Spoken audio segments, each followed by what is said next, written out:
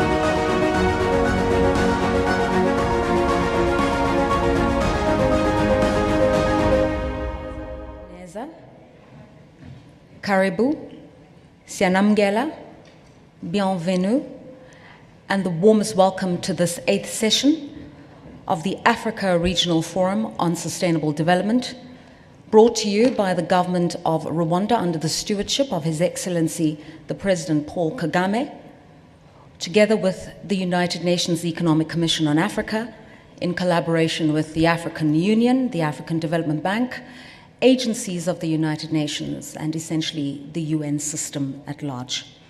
Now, as you all know, this is an annual event that brings together policymakers, business, civil society, and everyone within the field of development who cares. Who cares about sustainability, who cares about economic growth, who cares about equity in gender, who cares about the alleviation of poverty, who cares about the dignity of people in the world and the people of Africa in general. Now, it is really a wonderful moment for us to be able to say that this 8th session is taking place in a hybrid format.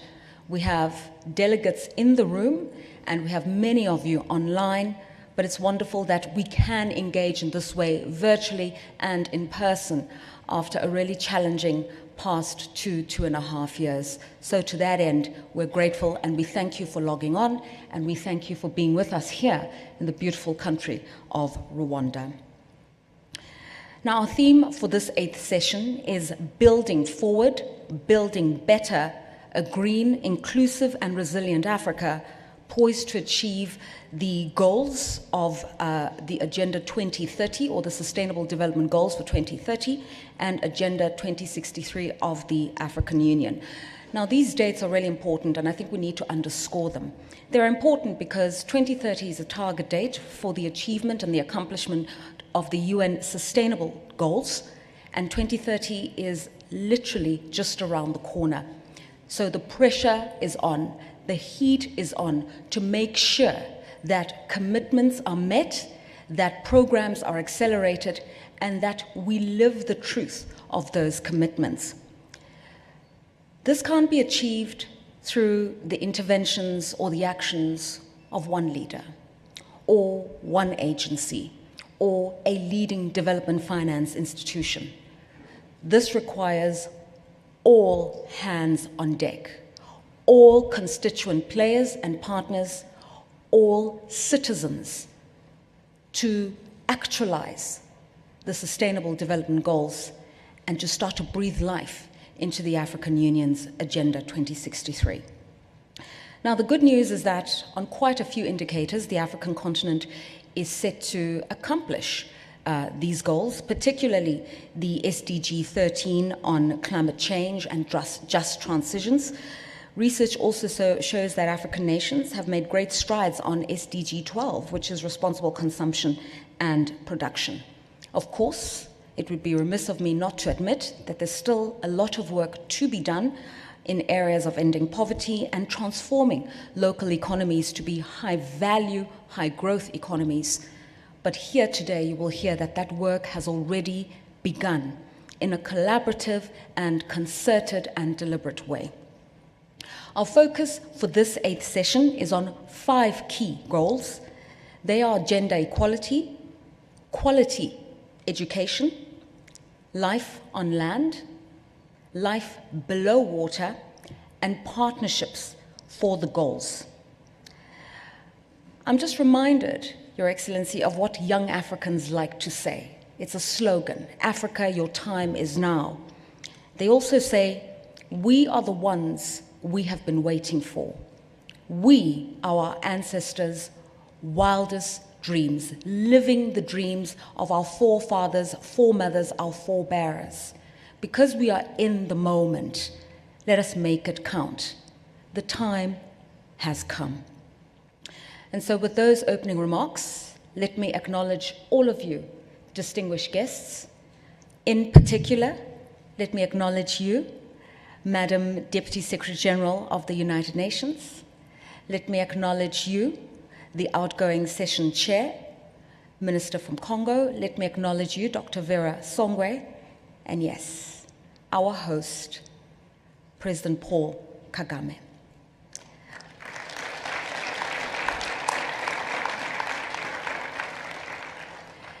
It now gives me great pleasure to yield the floor for this morning's session to the session chair. She's the Minister of Environment, Sustainable Development and the Congo Basin. She was the chair of the 7th session, which took place under the auspices of the government of the Republic of Congo. She is Arlette Soudan Nono, and she will be chairing this first session for us. Madam, may I yield the floor to you?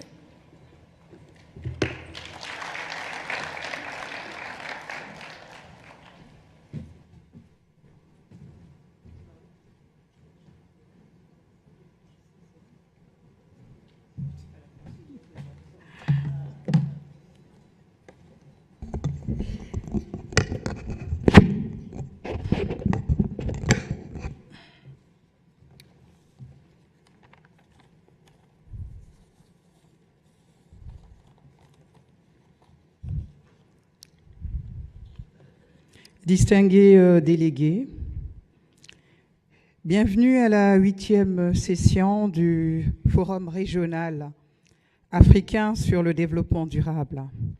Je voudrais commencer par remercier le gouvernement rwandais d'accueillir ce forum sous le très haut patronage et le leadership de son Excellence le Président Paul Kagame, le chef de l'État.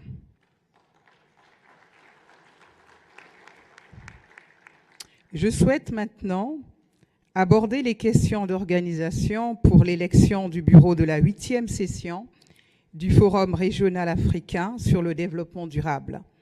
Je demande maintenant au secrétariat de faire un bref exposé sur l'élection du bureau. Et donc, secrétariat, vous avez donc la parole.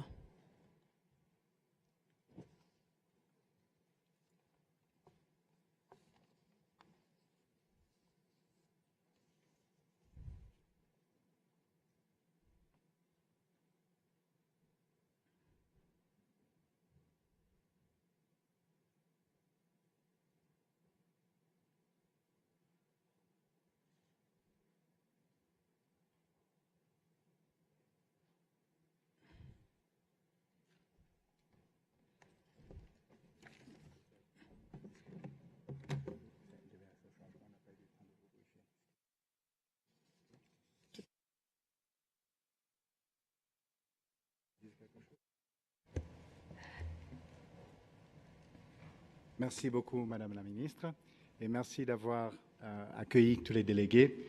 Nous allons passer directement aux interventions des hauts dignitaires qui sont avec nous. Alors, Madame la Ministre, à vous la parole de prononcer votre intervention. Je vais peut-être laisser Madame Lerato Mbele peut-être prendre le relais, sinon je vais tout de suite me lancer donc dans le propos de circonstance. Je vous remercie. Monsieur le Président de la République du Rwanda, Son Excellence Monsieur Paul Kagame, Monsieur le Président du Conseil économique et social des Nations Unies, Son Excellence Colleen Vixen Kelapilé, Madame la Vice-Secrétaire générale des Nations Unies, Madame Amina Mohamed, Madame la Secrétaire générale adjointe des Nations Unies et secrétaire exécutive de la Commission économique pour l'Afrique, Madame Vera Sangwe, Monsieur le ministre des Finances et de la Planification économique de la République du Rwanda, Dr Uziel Dajijimana, Monsieur le représentant de la Commission de l'Union africaine, Madame la représentante du président de la Banque africaine de développement, Mesdames et Messieurs les membres du corps diplomatique, Mesdames et Messieurs les représentants des organisations et agences spécialisées des Nations Unies et autres partenaires du développement, Mesdames et Messieurs les représentants du secteur privé, des organisations de la société civile, des grands groupes et d'autres parties prenantes, distingués délégués, Mesdames et Messieurs. Au nom du président de la République du Congo, Son Excellence Denis Sassou Nguesso, et de son gouvernement, au nom du bureau de la 7e session du Forum régional africain sur le développement durable, et en mon nom propre, c'est un grand honneur pour moi de prendre la parole à l'ouverture de la 8e session du Forum régional africain sur le développement durable. Ce forum régional nous offre une occasion unique de contribuer à la transformation de notre continent en un lieu prospère, inclusif, résilient, en harmonie avec nos écosystèmes riches et diversifiés pour le bénéfice des générations actuelles et futures. Permettez-moi de commencer par l'expression de notre profonde gratitude envers Son Excellence le Président Paul Kagame, le gouvernement et le peuple rwandais pour avoir accueilli cette session de notre forum régional une fois de plus. Votre présence en personne aujourd'hui, Monsieur le Président, témoigne de votre engagement exceptionnel en faveur du leadership africain, de la fierté africaine et de la transformation de notre continent dirigé par les Africains eux-mêmes. Votre pays, le Rwanda, est un modèle de résilience et de dignité.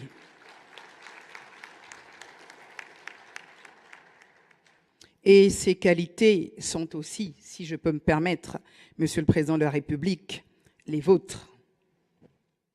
Monsieur le Président, votre présence inspirera sans aucun doute des actions concrètes qui permettront à l'Afrique de mieux se relever de la crise de la Covid-19. À cette fin, notre continent doit tirer parti de ses ressources naturelles et de son avantage démographique et intensifier ses investissements pour créer une région résiliente au changement climatique, à la fois verte et inclusive. Il s'agit d'étapes cruciales sur la voie de la réalisation en Afrique des aspirations incarnées par l'agenda 2063 de l'Union africaine et le programme 2030 des Nations Unies. Excellences, distingués délégués, Mesdames et Messieurs, lorsque nous nous sommes réunis à Brazzaville en mars 2021, les conséquences issues de la pandémie de la Covid-19 se faisaient déjà lourdement sentir. Elles ont depuis persisté. Les perturbations causées par cette pandémie ont considérablement élargi les écarts déjà importants en matière d'accès à une éducation et à une formation de qualité. Cette crise a gravement accentué les inégalités entre les sexes et elle retarde encore la transition urgente vers des économies plus vertes et plus inclusives, au point de remettre en cause l'application du programme 2030 et de l'agenda 2063. Pourtant, pour l'Afrique, la voie vers une prospérité partagée et durable doit passer par une réponse efficace aux chocs posés par le changement climatique, la dégradation des sols et la perte de forêts et de biodiversité, ainsi que et par l'exploitation durable de ses ressources aquatiques, marines et minérales.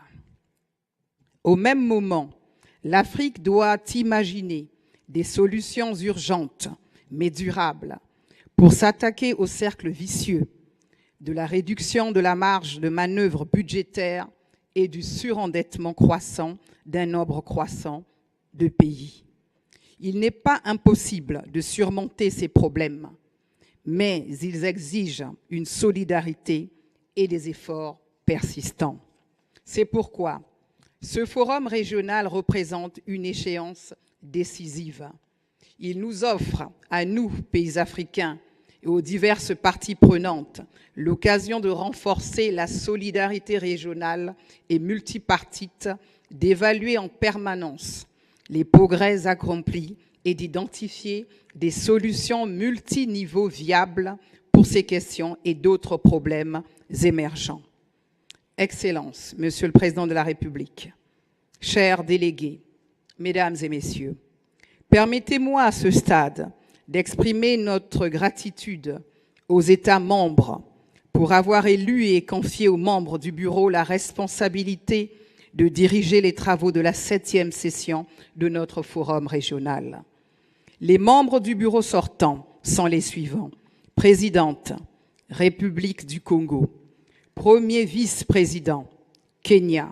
Second vice-président, Niger.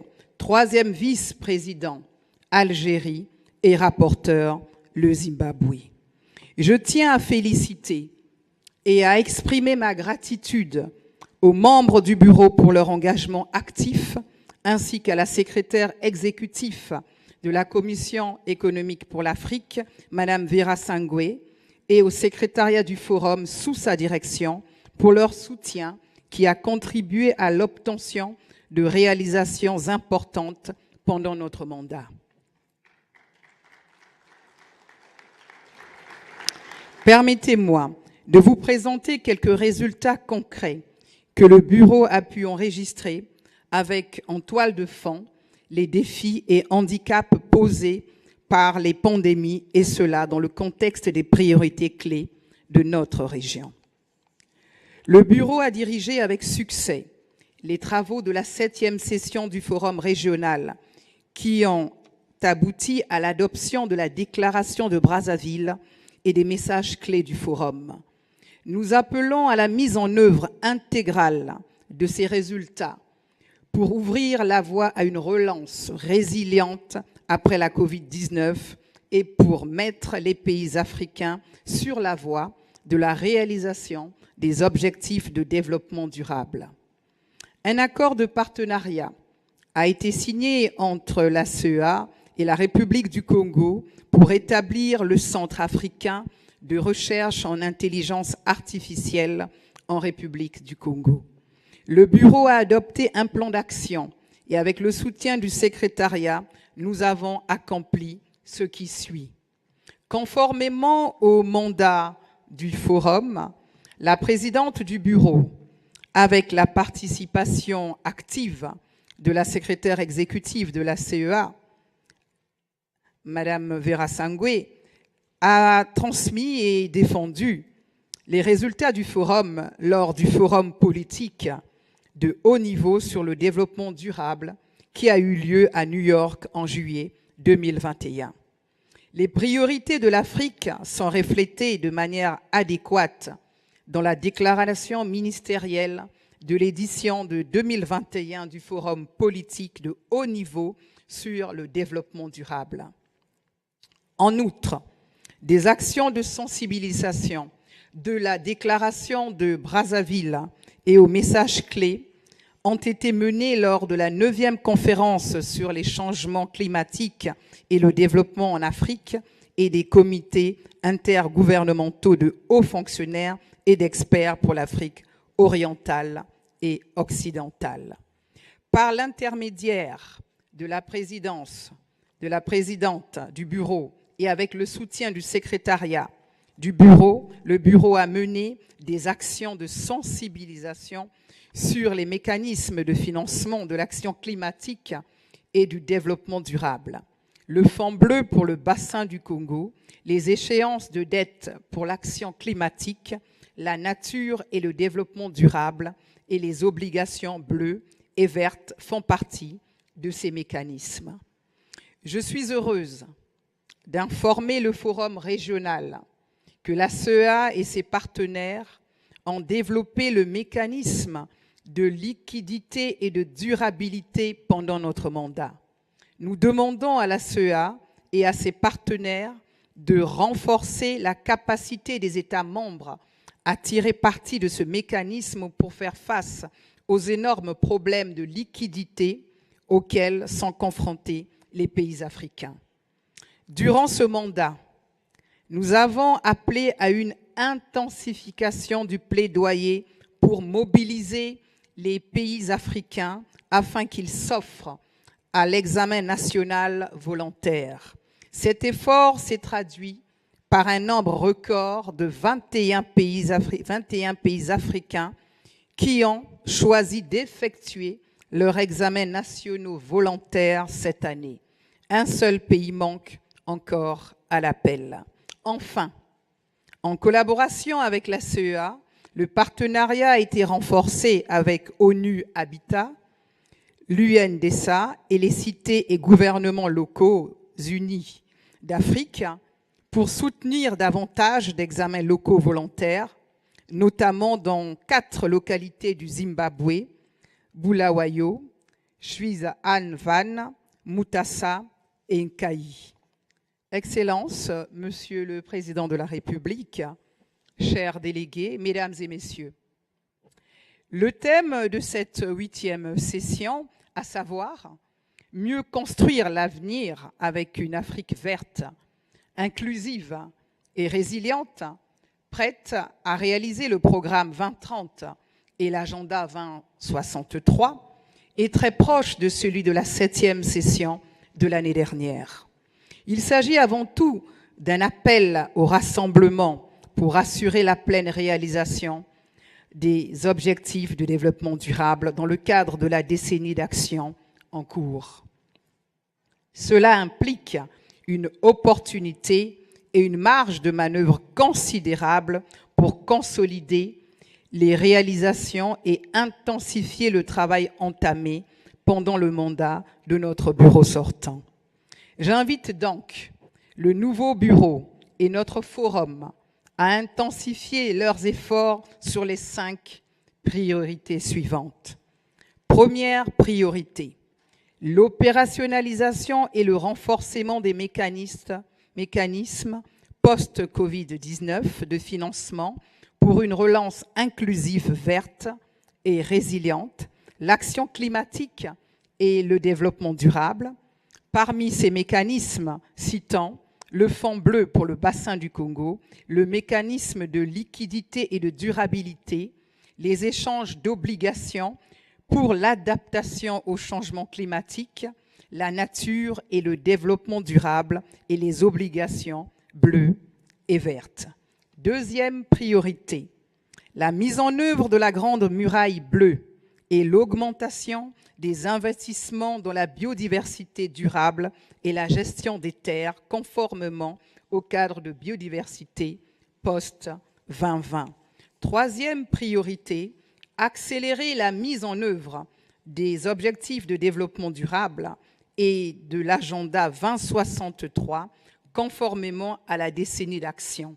À cette fin, des efforts accrus et un soutien solide sont nécessaires pour revitaliser les cadres de planification et de budgétisation nationaux et infranationaux et pour générer et appliquer des données et des statistiques de qualité. Quatrième priorité, renforcer la capacité notamment des jeunes et des femmes à tirer parti de la numérisation de la science, de la technologie et de l'innovation pour des entreprises et des industries vertes et créatrices d'emplois. Et enfin, 5e priorité, renforcer le soutien à l'égalité des sexes et au programme d'éducation et d'autonomisation des femmes et des jeunes afin de générer et de soutenir un développement inclusif.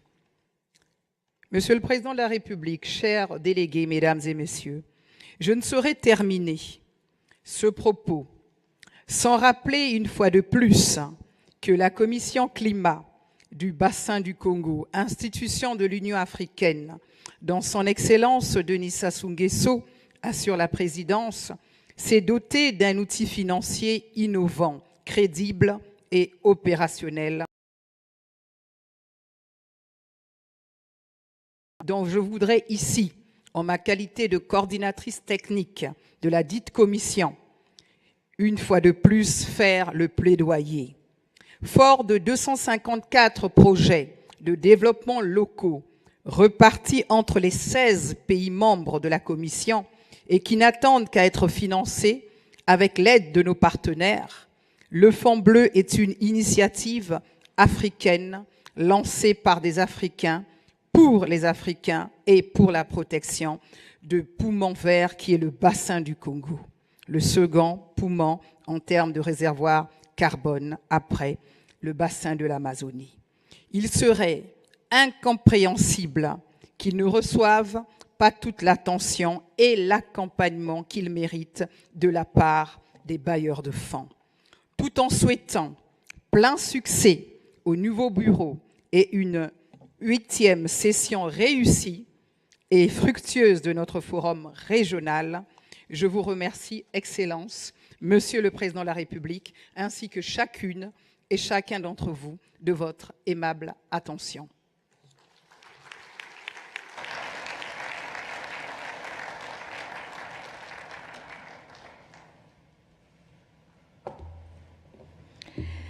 Let us also thank you, Madam Chair of the 7th session, and also thank you for reminding us of the hard work and the strides that have been taken in the last year, especially in the midst of an ongoing COVID pandemic, as you mentioned, the vulnerability caused by lockdowns and people not being able to work, and also reminding us not to forget the all-important work that is being done on preserving the environment and building on biodiversity.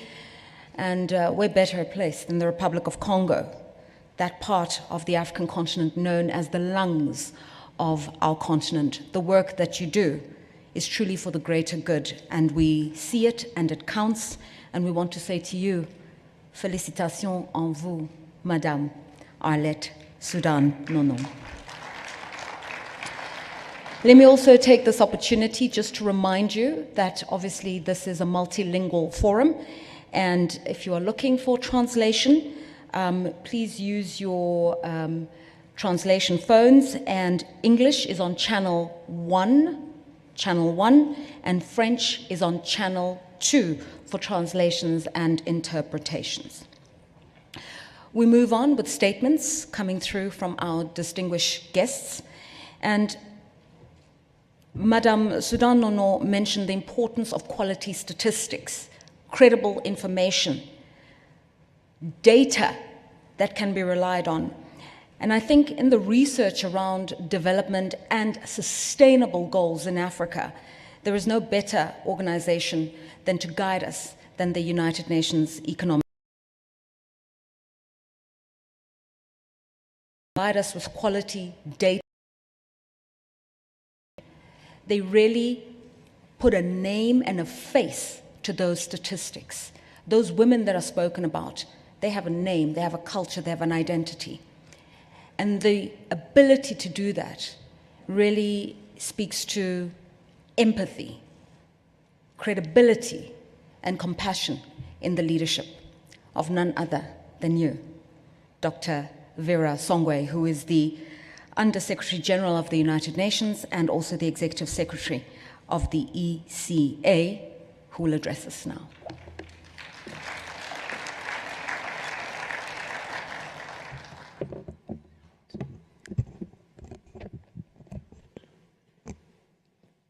Thank you, Lerato.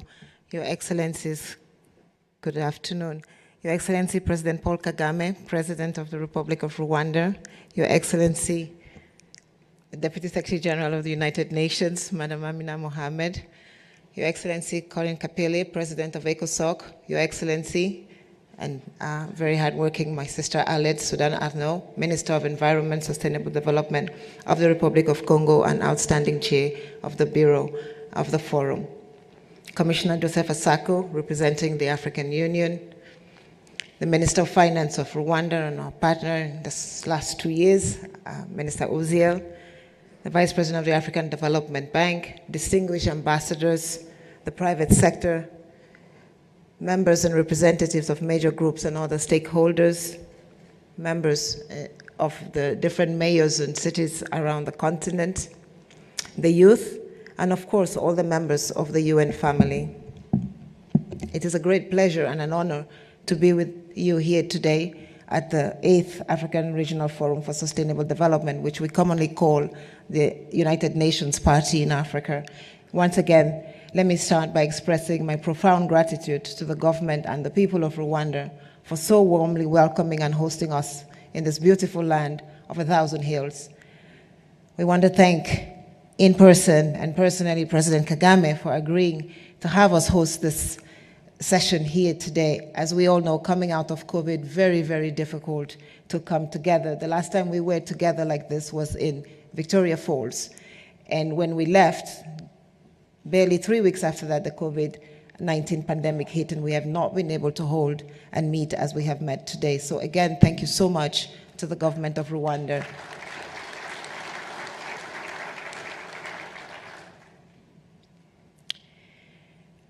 Normally when we come to these gatherings, we start by talking about all the ills that happen on the continent and everything that befalls us. But I think I'm going to turn around a little bit and let's talk about some of the big wins that we have had and why these big wins are important for us as we go forward. Of course, we meet in the context of COVID-19 in an environment, and somebody has some slides that they're going to put up, in an environment that is very challenging.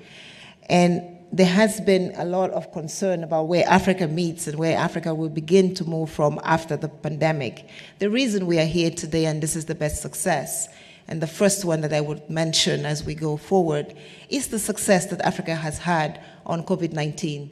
We are here today because we are standing in a country that has vaccinated more than 70% of its population.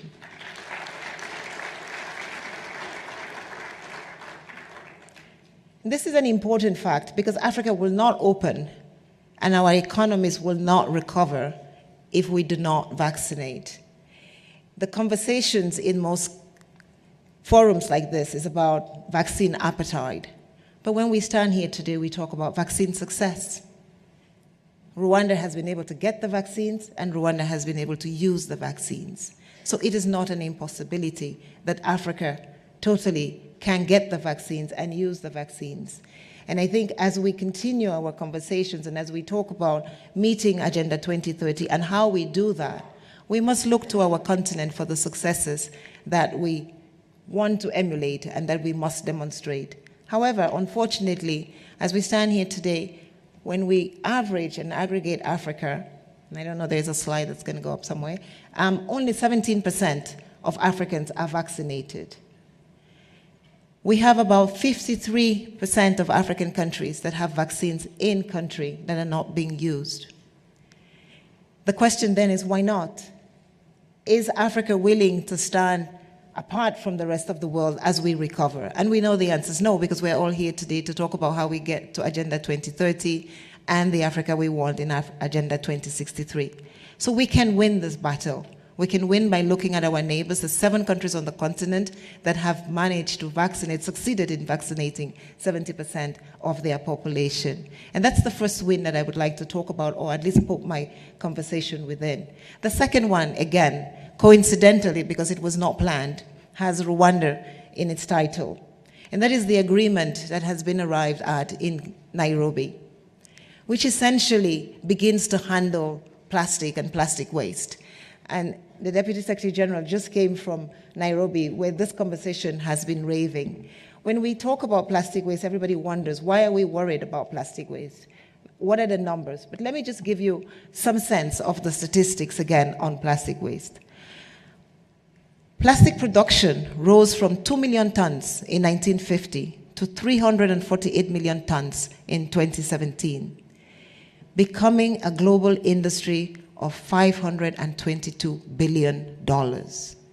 That's what we're talking about. This is the economy of the plastics industry. This is the economy that 2 countries in the world managed to say, we need to stop this, and we can do it.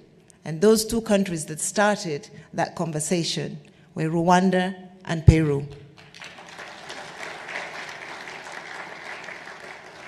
So again, Africa is in the news. Africa is winning, and Africa can win. And I think if we remember this, as we talk and manage to steer our way through this difficult quadruple pandemic that we're going through, which is a pandemic of health, of course our economies, climate change, and now today when we all wake up, a war in Europe. We must know that as Africans, if we set our minds to it, all it takes is the first step. I'm sure many years ago when we came to Rwanda and saw that there were no plastics, and those of us who were bringing gifts back to Rwanda in duty-free bags and got stopped at the airport wondered whether this would persist. Mr. President, we must thank you for your leadership. It has persisted. And not only has it persisted in Rwanda, 200 countries signed the agreement, despite all of the petrochemical industry, a $1 trillion industry, going up against the agreement. I think this is the power of partnerships, which is one of the goals that the AFRSD is talking about. Now the next positive, which again has Rwanda written on it, but Africa and partnerships written on it, is the African Continental Free Trade Area Agreement. When we talk about the African Continental Free Trade Area Agreement, everybody wonders why are we doing it and how do we get out of the morass that we are in today, and why are we talking about this when we are all suffering, as they say, from a debt burden and we are not able to finance our economies. It is 2022 and Africa is still standing. We have not yet had one African economy go into a full-blown debt crisis. I think when we started the discussions around the COVID-19 pandemic and we were meeting so many times with ministers of finance and Minister Uziel, ministers of health, we were all waiting for what was going to be the first African country that will declare insolvency, meaning they cannot pay their debt anymore. They cannot meet their international obligations. That has not happened. One of the reasons that has not happened is Africa came together. And in the 2 years of COVID-19, Africa has traded more with itself than it has in the 5 years before COVID-19. Essentially because Africa had to rely on itself to begin to trade PPEs. Everybody became an SME PPE producer. The Nigerians were trading across West Africa, the Kenyans were trading across East Africa, the South Africans were taking care of the Southern African market, and the Moroccans and the Egyptians were taking over the North African market. That was Africa at its best. That is the Africa that is the Africa of the CFTA. That is the dream that we all, again, in Kigali, Mr. President, saw come alive as we signed the African Continental Free Trade Area Agreement. When we talk about it, I think it seems like a very far-off dream and a very far-off possibility, but not very far away from Africa in East Asia, which we always look to emulate. During this crisis, East Asia has grown fastest. East Asia's GDP is expected to reach $39 trillion by 2023. They have grown from $33 trillion in 2020 when COVID-19 started. So in the 3 years of COVID-19, or in the 2 years of COVID-19, they have actually exceeded the growth of the Americas, of Europe, and of course, of the Middle East. This is because they are trading much more with each other. They are trading faster with each other. They have built global supply chains inside East Asia that are allowing them not only to look internally for demand and consumption and savings, but also now to begin to supply the rest of the world as supply chains coming from our traditional partners are being disrupted. Africa can do the same, and Africa must be the same. The Economic Commission for Africa just finished a study that showed that actually for us to live the dream of the African Continental Free Trade Area Agreement, we need about 2.2 million trucks running on our streets, going from Cape to Cairo, going from Dakar to Djibouti, 2.2 million trucks. If 2 drivers a truck, that's 4 million jobs we will create with the African Continental Free Trade Area Agreement. But then we also need to produce the trucks. In Rwanda, we produce cars, Mr. President, we can produce the trucks. In Morocco, we produce cars. Of course, in South Africa, we produce cars. So Africa does have the ingredients of how to do this. And this is what Agenda 2030 is about. This is why we're standing here today, is what kind of partnership can the African Continental Free Trade Area Agreement deliver for us so that we actually get to where we need to get to and create the jobs that need to be created. Of course, as we talk about the SDGs and we talk about education, which is one of the SDGs which we'll be talking about, we start asking ourselves, what kind of education? We have been looking a lot at the wars on the continent or on the wars outside the continent. But something has been happening very quietly that we have not seen. I'm sure many of you have not even noticed. In the last 3 days, huge, massive change in the technology industry. Microsoft acquired an industry called Activision. It's a $200 billion gaming industry. $200 billion. This is where our youth see the future. And also when you say that we are the ones we've been waiting for, we are the ones we've been waiting for with $200 billion. The question, Your Excellency, is still today the policies on our continent do not allow our youth to develop their applications, grow them on the continent, use them on the continent, monetize them on the continent. Every day we have some youth on the continent selling an idea to Google, to Microsoft, or to Cisco. If we continue to do that, what Microsoft has been able to do will never happen on the continent. Waking up one morning and being the largest gaming industry or the largest owner of a gaming industry in the world at $200 billion. With the population Europe has, Africa is going to be the consumer of those games that are being produced by Microsoft. But there are African kids in all of our capitals, in all of our villages, that certainly can do that. The question is, under the African Continental Free Trade Area Agreement, Your Excellency, can we create a global mutualized setting for African youth? You are in Kigali leading the way with the Innovation Center and the Innovation port that you're building, or free zone. Can we bring together all the intellectual property? Yes, we're all talking about intellectual property for the COVID-19 vaccine. And I think at the very least, it has done us good because we understand the importance of intellectual property. But intellectual property for our youth is even more important in the digital and technological space. Rwanda today has 34% of its population that has access to the internet. Overall on the continent, we're at about 17%. We can do more, we can do better. Again, by investing in infrastructure, by investing in the broadband that is needed, by investing in access that is needed. That is why we're coming together with ITU, with UN Women, with UNFPA, to see whether we can put in place different centers, digital centers for coding, for women in particular. Because as we talk about education, we need the women. And women creating their own jobs, creating jobs for themselves, is really what SDG 14, meeting SDG 5 on gender, is about. And we hope, under your leadership, Mr. President, that we will be able to take the continent to that place where every girl on the continent can have access to the internet at affordable prices and deliver, why not, a different Microsoft for the continent at $200 billion a ton. And finally, on climate change, as the last point of this conversation, I just want to thank our outgoing chair, and as she hands the baton to our incoming chair of Rwanda, the COP27 is going to be our COP. It is going to be Africa's COP. The other win that we must take to Sharm el-Sheikh is not a win that says Africa did not cause climate change or is not responsible for climate change, so somebody needs to help us. It has to be a win that says Africa is sequestering 3 years of carbon emissions. If Africa was not sequestering 3 years of carbon emissions, we would have passed the 1.5 mark by now. Africa is protecting the world, but Africa needs to be compensated justly through market mechanisms. If we get compensated, as Madam Minister has been talking about and has been leading the fight over the last year, not at $5 a ton of carbon, as we're now taking in Kenya and other African countries, but at 50 tons or 75 tons per carbon, we can create 360 million jobs, we can get $3 trillion off of our carbon because we are saving the world. This is the victory that Africa needs to take to Sharm el-Sheikh. We must put a price to carbon, because by putting a price to carbon, because we have been good, because we have protected our environment, because we have, and as I close, my last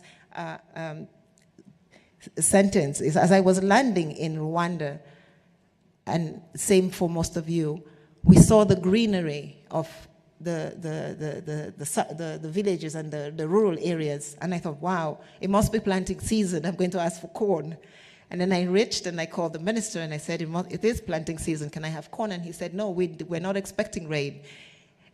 Nobody has planted because this is an unexpected rainfall. So rain is supposed to come in 1 month, and we will only plant in 1 month. So even as we see it and as we look at our environment around us and they look as if that's how they are meant to be, we are living with climate change, and we cannot continue to live with this climate change without asking for the rest of the world to acknowledge we have protected our environment for this long and deserve, and not asking, not begging, but deserve and require a market mechanism that would allow us to monetize what we have preserved for the rest of the world in such a way that we can continue to grow our economies. The developed world economies are growing. The East Asian economies are growing. In most of the world, COVID is done. In Africa, we can certainly put COVID to rest by doing 3 things. 1, beginning to vaccinate as we can. 2, beginning to ensure that our youth and our women have access to the technology that COVID has shown us is important to keep our economies open. 3, ensuring that we make the African Continental Free Trade Area Agreement a reality in its action, because that reality in its action will require the kinds of investments that will make sure that no African country falls into insolvency, even as we battle the COVID crisis. And finally, the partnerships. As we battle wars in Ukraine, we know that energy prices are going to go up on our continent, but in some countries they will go up and in others they will go down. A mutual conversation around wheat, and where we have more wheat on the continent and where we have less wheat. As we talk today, because the CFTA is not working, there are countries with wheat that's rotting and countries that need wheat that are importing from Ukraine at 7 times the price. We are living in a crisis on wheat as we have never seen since 2008. And those of us who were around in 2008 saw the crisis of grain that led to another conflict across the world, actually, and particularly in Africa. So we hope that as we talk about partnerships, the last of the SDGs that we're really putting as an umbrella on all of the rest, life in the sea, education, women, partnerships brings us together, but first partnerships on the continent, and we have the partnership tool in the African Continental Free Trade Area Agreement, and we hope that we can use that to deliver not only on the SDGs, but on Agenda 2063. Thank you for your attention.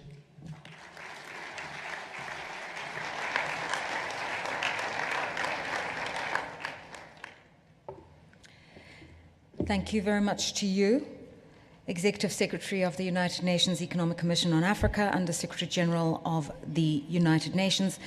And may I just say thank you for all that you are, Dr. Vera Songwe, for women, for the youth, for the entrepreneurs. We see you, we feel your energy, and we're behind you. Thank you. Now, partnerships is the subtext of the statement that's just been made by Vera Songwe. And partnerships won't matter if we don't get the job done. And it's an important segue for our next speaker, because the core work that's being done by the President and his team, the President of the Economic and Social Council of the United Nations, ECOSOC, is just that. It's monitoring, evaluation, coordination, and that needs pulling together all sides and making sure that everybody is singing from the same hymn sheet. Please, can you welcome warmly this recorded message from His Excellency Colin Gelapile, who's the permanent representative of Botswana to the United Nations and the President of the Economic and Social Council of the UN.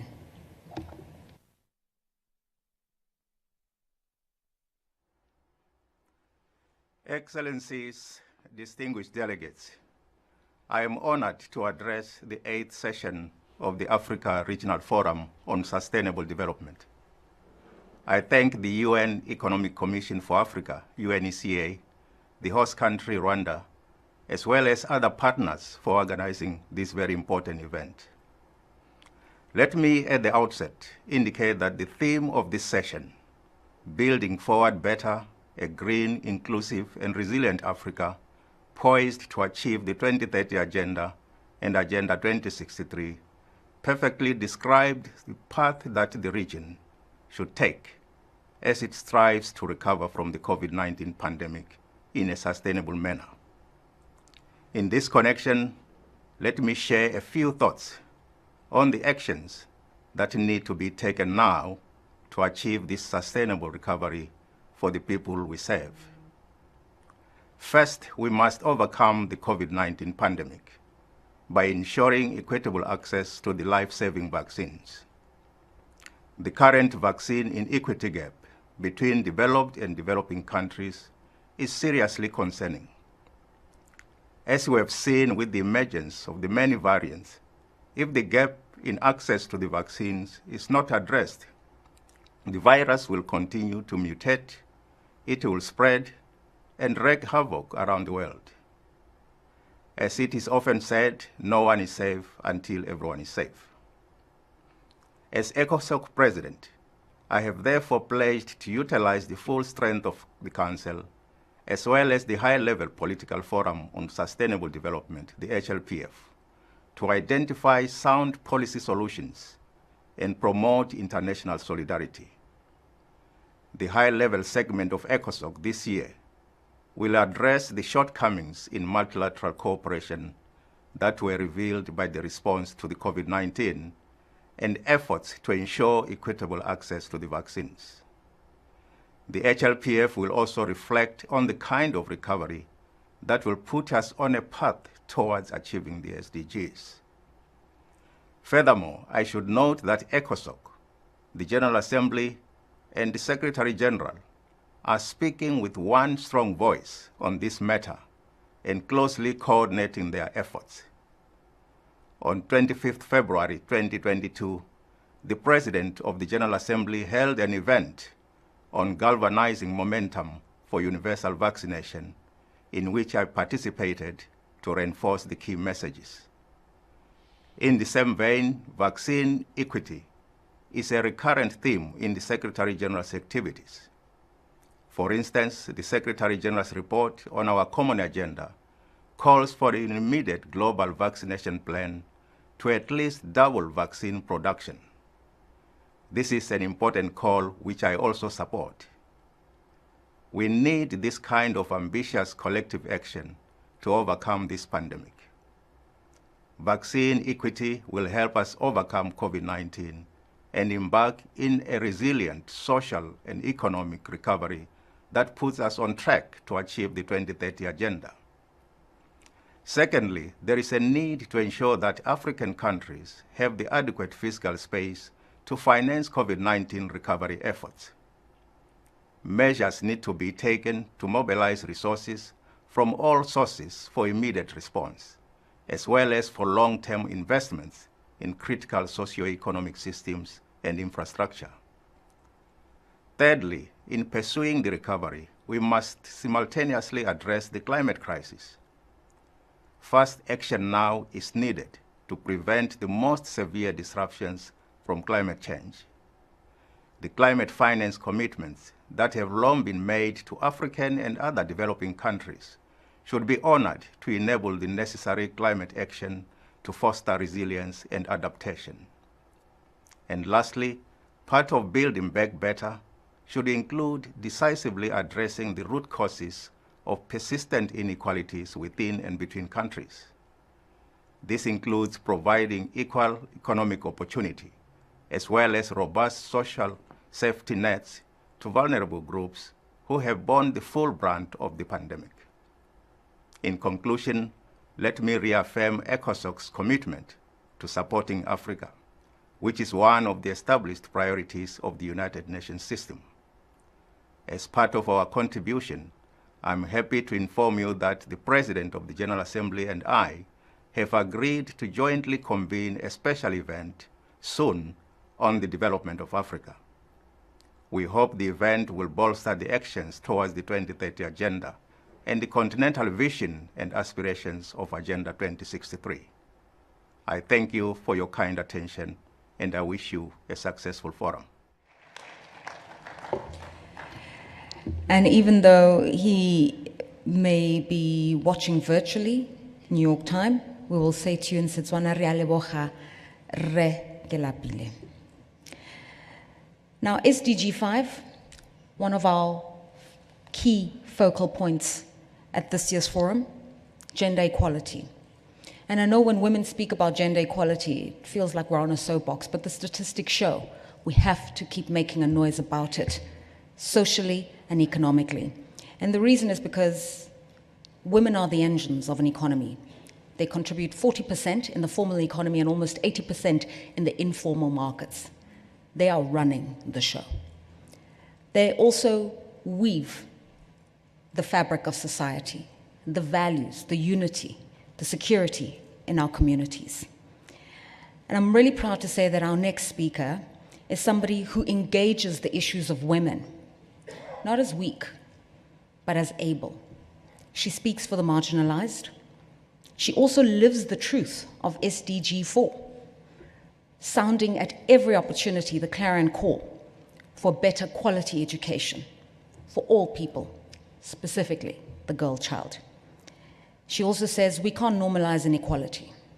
In a world where the rich are getting richer and everybody else is pulling harder and harder, we can't say that's okay. That inequality must be dented. You're a champion for social justice across the world, madam. You're a champion for the dignity of the people of Africa. We say to you, you're warmly welcomed. Murakaza Neza to Rwanda. And if we can welcome warmly for her remarks, the Deputy Secretary General of the United Nations, Amina Mohammed.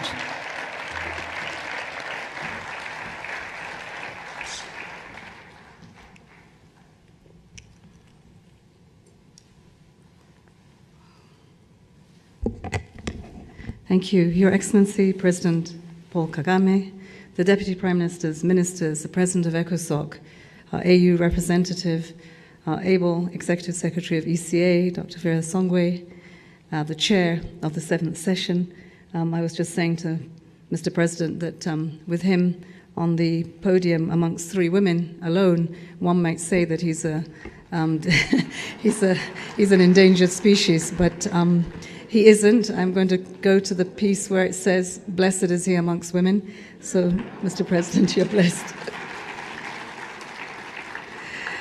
Excellencies, colleagues, especially the resident coordinators of the United Nations who gather here in Kigali from all over the continent. And I'd like to make a special welcome to them because they're here to hear and share and to further support the continent of Africa. Ladies and gentlemen, really pleased to be with you today for the opening of the African Regional Forum on Sustainable Development. And I want to thank President Kagame, the government and the people for such a warm welcome, and what better a place to get back in person on an issue that is so important to the continent than here in Kigali, when so many agreements have been reached and leadership has been shown on the continent and in the world, the latest of which has metamorphosized into an outstanding agreement resolution on plastics. Excellencies, we are meeting at a crucial time when our ability to achieve the goals that we set for ourselves in 2015 for the 2030 Agenda and Agenda 2063 does hang in the balance. The COVID-19 pandemic has brought havoc on our societies and economies. It's also been a big disappointment in terms of solidarity to the continent of Africa. We've seen hunger and poverty increasing as a result for the first time in a generation, and 1 in 2 students in Africa suffering learning losses due to the pandemic. Over 700 million people across the continent still have no access to the internet. And there is slow and fragile progress towards gender equality, which risks going in reverse. The climate crisis, biodiversity loss, and pollution are destroying lives and livelihoods at an unprecedented rate. and momentum towards an inclusive and sustainable recovery thwarted by inequalities in access to COVID-19 vaccines and access to finance. In fact, we had the health pandemic hit Africa, but even worse was the socioeconomic impact. Ongoing conflicts and insecurity are also serious obstacles. And now, just when we thought we had an opportunity to begin to recover better, the conflict in Ukraine is further destabilizing and exacerbating the global economy that means to recover well. Excellencies, in spite of all that, the 2030 Agenda and the 2063 Agenda and our national development plans, together with the most recent Secretary General's report on our common agenda, remain our best blueprints to successfully confront the challenges we face. And Dr. Shongwe mentioned the opportunities that we have to build on what has started to be successes on our continent. This 8th session of the Africa Forum on Sustainable Development presents an important opportunity to focus our energy on implementation and to continue to chart an ambitious path forward. There is solid ground to build on. The fact that we can again meet in Kigali today is a testament to Africa and Rwanda's resilience and the leadership of His Excellency President Kagame and other leaders across the continent. Excellencies, I'd like to highlight 5 priorities that I believe could help inform our deliberations. First, we must end the acute phase of the pandemic and build resilience against the next outbreak. Through the COVAX facility, the African Union is on its way to securing over 500 million vaccine doses. But despite these tremendous efforts, high-income countries have administered 13 times more doses per person than low-income countries. And vaccinating 70% of the world by July this year still remains our primary objective, and we do have Rwanda to see as a best practice, so there is hope. We must also build stronger and more resilient health systems by investing in primary health care and health surveillance systems, as well as a greater production of vaccines, diagnostics, and treatments. The actions taken by the African Vaccine Acquisition Task Team and national agencies are some of the best steps that have been taken in this regard. In all of this, we'd like to remember and build on the global legacy of Dr. Paul Farmer. His sudden death last month does leave a void in the global health community, and I just wanted to take this opportunity to honor his memory, and I know that it is indeed a personal loss to President Kagame and the people of Rwanda due to his special bond here and the phenomenal work that he's done in public health contribution to the country. I know from a personal interaction with him on the Friday before he passed, I spoke to him coming out of Haiti. He has a huge hospital there, asking for more of his advice, and how we were hoping to have the contribution of the continent to the recovery in Haiti. And he spoke about you, President Kagame. He said to me that he was expecting when I came this week that we would have coffee. But in the meantime, he had said to the president that he was hungry. And the president said, well, come and have dinner with me this weekend. Your generosity and your friendship, I know, meant so much to Dr. Paul Farmer. Second, we must scale up and speed up investments in the protection of people and ecosystems at the front line of climate crisis. The IPCC report on adaptation released just days ago in Nairobi is a damning indictment of failed climate leadership. Extreme weather is destroying crop yields, eroding food security, and overwhelming our infrastructure. Developed countries must urgently deliver on the commitments that have made since Paris, but also further in COP26 at Glasgow, to double adaptation finance to at least $40 billion a year by 2025 or sooner. Regional and multilateral development banks have to scale up their renewable energy and resilient infrastructure portfolios, and they have to mobilize more private finance. At UNECA in Nairobi, I witnessed the resolve of member states and other stakeholders to tackle environmental issues and other challenges to global governance by embracing a more inclusive multilateralism in line with the vision outlined in our common agenda. I hope we can demonstrate similar resolve in support of the Egyptian presidency of the next climate conference, COP27, the Africa COP. Together with COP15 on desertification in Abidjan and COP15 on biodiversity, the UN Ocean Conference, and Stockholm Plus 50, we have many opportunities this year to build on a resilient future. Third, we must supercharge the just transitions in energy, in food systems, and digital connectivity. We need a just energy transition that allows Africa to access clean and affordable energy while protecting livelihoods. The Just Energy Transition Partnership that was launched at COP26 to support South Africa set a valuable precedent for international collaboration. We need sustainable and resilient food systems which guarantee access to healthy diets and nutrition for all, while trying to restore and protect our nature. The UN Food Systems Summit last September and the creation of food system hubs in Rome are essential steps aimed at supporting countries in this critical transformation. And here again, we see Rwanda take the lead. Agnes Kalibata was our champion who shaped the ambitions of that summit. And so we have high expectations of Rwanda also continuing to lead on the food systems transformations that we need. We also need affordable connectivity and digital skills to create more job opportunities for young people in Africa and around the world. The Internet Governance Forum in Addis Ababa later this year will be an important milestone in this regard. Fourth, we must recover the huge learning losses of the pandemic by advancing education and lifelong learning. Education is the bedrock of all successful economies. Today, however, it is under enormous strain. Rwanda and many other African countries have made great strides in education outcomes, but despite important achievements, conventional education systems everywhere are struggling to equip learners with the knowledge, the relevant skills and values that are needed to thrive in our rapidly changing world. In developing countries especially, the pandemic risks causing a generational catastrophe. And that is why the Secretary General is convening a summit on transforming education in September in New York. The summit will seek to renew our collective commitment to education as a preeminent public good and mobilize the action, the ambition, the solutions and the solidarity that are needed to transform education. I count on African leaders and governments to embrace the summit as a critical opportunity to project forward the education systems envisaged under Agenda 2063 and to be the thought leaders of that transformation. Fifth, we need to accelerate gender equality and economic transformation. Over 70% of the people across Africa, the majority of them women, continue to earn their livelihoods in the informal economy, which is an afterthought in economic strategies and metrics today. Robust and decent job creation must be matched by achievement of universal social protection.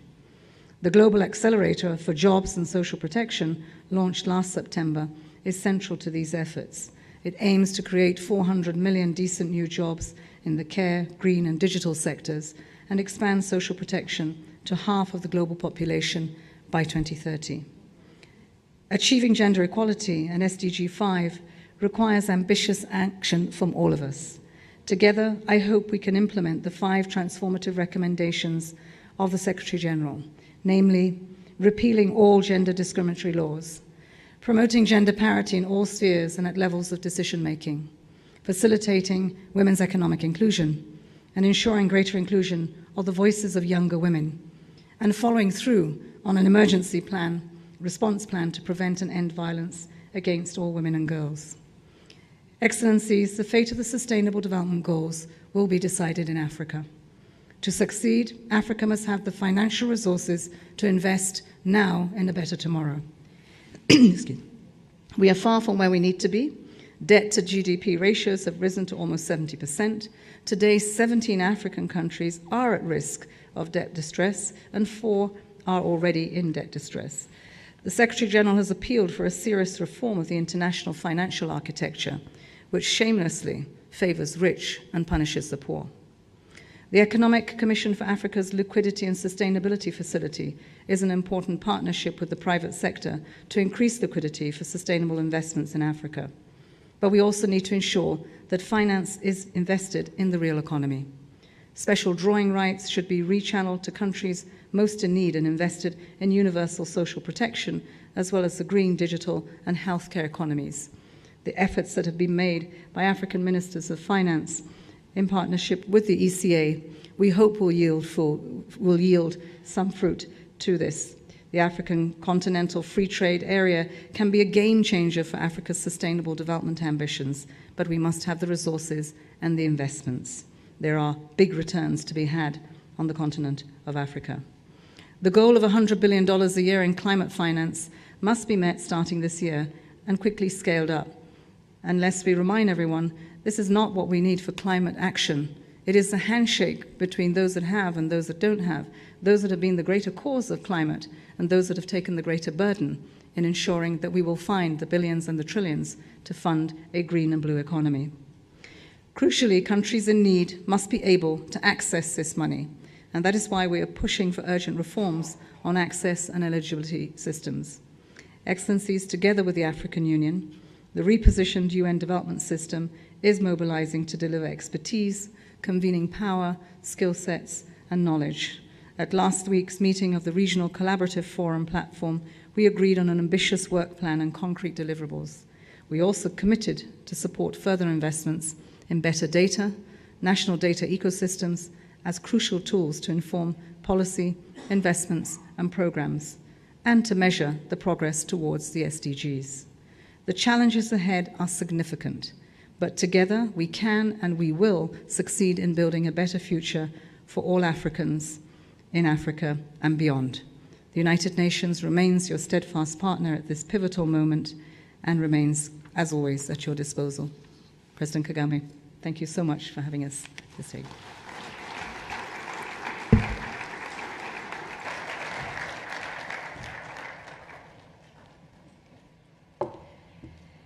And all thanks to you, Madam Deputy Secretary General. Now, a lot has been said about the gains that Rwanda has made, so there's no need to repeat them. It's a well-documented story. But there was one statistic that wasn't mentioned here today, and I'll mention it. Rwanda has been able to grow the size of its economy by more than 10 times in the last 20 years. That's a significant figure. Because in that growth and acceleration, the country has been able to dent poverty, to empower women and the youth. I'm telling you this because we talk about the Sustainable Development Goals, but essentially Rwanda has lived and breathed the truth of those goals long before they were given a name, long before they were put into a catalogue of 17. It's been embedded in the country's vision and in the country's values. President Kagame is credited with a lot of the success, together with his team. But if you follow President Kagame on social media, you'll realize that for all this time, his motivation was to empower the people of Rwanda. But in the last 2 years, there's an added motivation. President Kagame has a very special bond with his baby granddaughter. And it's clear that the legacy he wants to leave behind is for your granddaughter and for her generation. Ladies and gentlemen, please welcome our host, the President of the Republic of Rwanda, His Excellency Paul Kagame.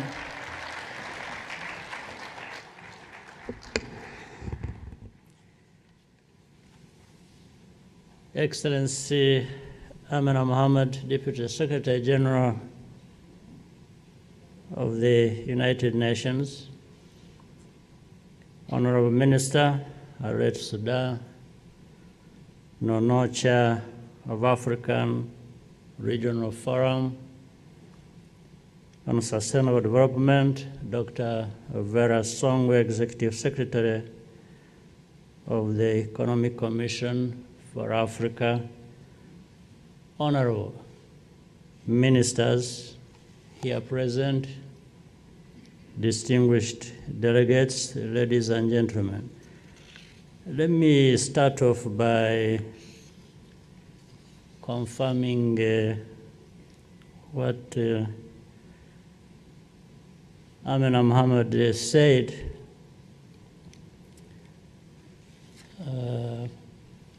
I want to confirm that I'm very comfortable on the stage here.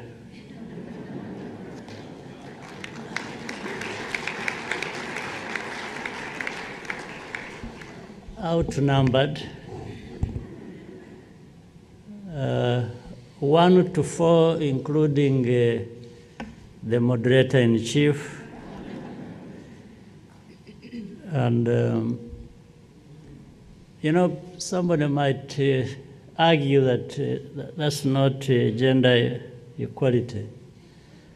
But it is, because I know you'll find out soon that maybe somewhere else on stage it is just five men without a woman at all. So if you take 1 to 4 here and then 5 men there, I think it is not a bad balance. I am pleased to join you today to open the 8th session of the Africa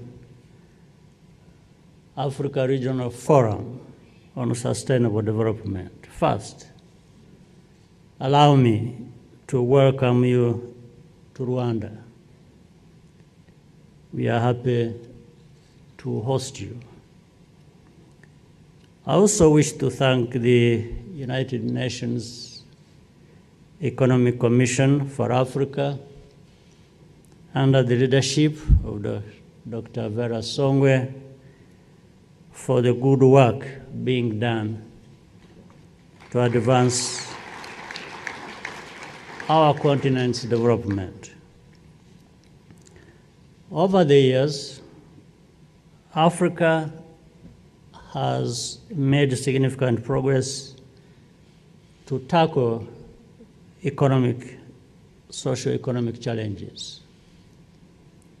However, the COVID pandemic has slowed development gains,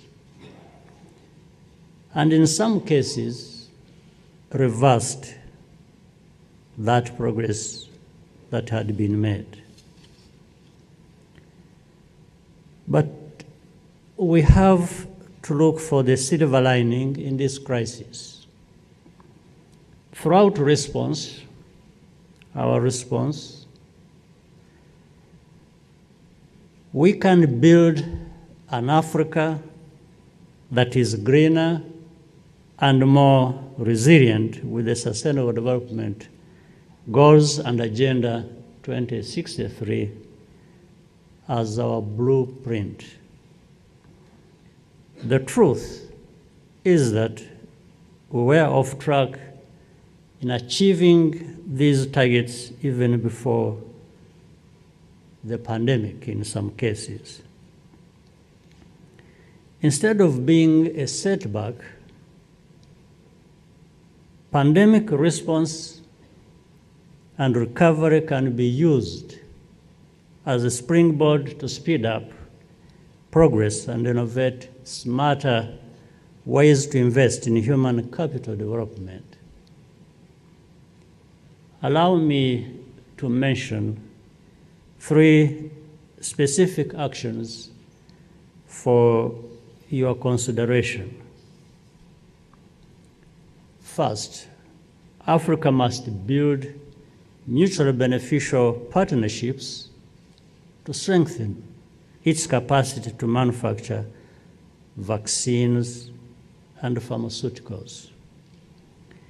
The Economic Commission for Africa has been working on this for some time in the context of the African Continental Free Trade Area. Africa CDC and RwandaTV have jointly led the way on the need for the African Medicines Agency, which has now come into force. And last year, African CDC brought together key stakeholders in the partnership for African vaccines manufacturing. This initiative laid the groundwork for BioNTech's commitment to produce mRNA vaccines end-to-end in Ghana, Senegal, and Rwanda, starting later this year. Second, Africa should prioritize domestic resource mobilization to finance its development, particularly for national health systems. Progress has already been made for domestic health financing on our continent, and we should build on this momentum. Lastly, to support Africa's green growth, the African Continental Free Trade Area should be used to promote the adoption of sustainable technologies and infrastructure. To achieve the SDGs and Agenda 2063, the goals need to be integrated in our national planning frameworks, and it won't happen on its own. It is essential to have strong mechanisms to monitor progress and quickly adjust implementation. I commend this forum for showcasing the benefits of voluntary national and subnational reviews. Building the Africa we want is up to us. We have to own and lead the process and support one another.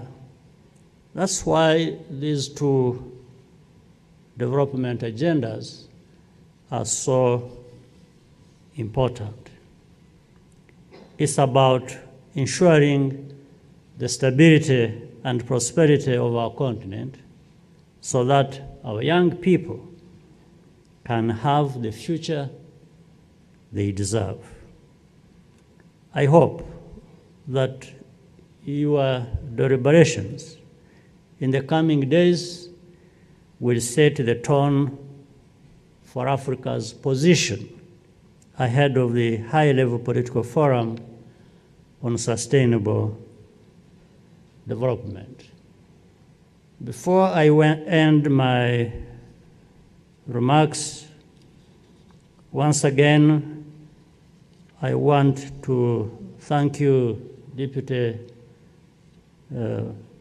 Secretary General of the UN,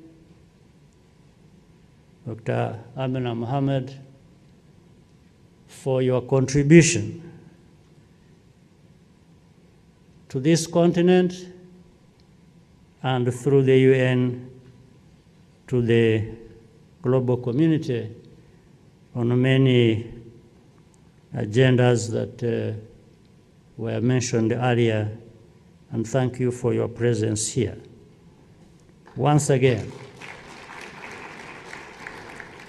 I thank all of you for gathering here in our capital. Feel at home and come back very often. I thank you for your kind attention.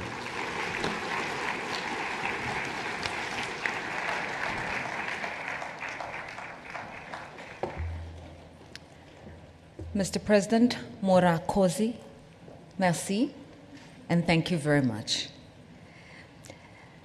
At this stage, I would like us all to be upstanding so that we can give the President and the delegation on stage an opportunity to leave for a group photograph. We've already made announcements as to how the group photograph, the protocol around it will take place. Just remember, Their Excellencies will leave, and then the ministers who have been invited to participate in that photograph, please follow the instructions of the protocol officials. With that, the opening statements for the opening ceremony of the 8th session of the Africa Regional Forum on Sustainable Development has been concluded. We will have a short interval with the group photograph, and then we'll proceed with the high-level panel. Thank you all very much for your time.